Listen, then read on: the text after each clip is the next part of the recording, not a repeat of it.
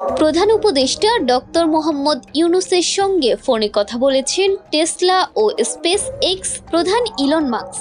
তিনি মার্কিন president Donald ট্রাম্পের অন্যতম ঘনিষ্ঠ সহযোগী। বৃহস্পতিবার বাংলাদেশ সময় রাত ৯টায় প্রধান উপদেষ্টা ও ইলন মাস্কের মধ্যে কথোপকথন হয়। তবে কি নিয়ে তাদের মধ্যে আলোচনা হয়েছে সে বিষয়ে বিস্তারিত পরে জানানো হবে জানিয়েছেন প্রধান উপদেষ্টার উপ প্রেস সচিব মোহাম্মদ আবুল কালাম আজাদ মজুমদার।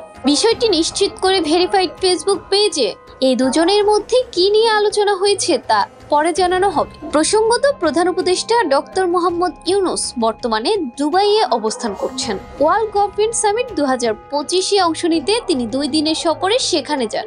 বুধবার রাতে দুবাই পৌঁছান প্রধান উপদেষ্টা। এবারের সম্মেলন সরকারগুলোর মধ্যে কার্যকর অংশীদারিত্ব।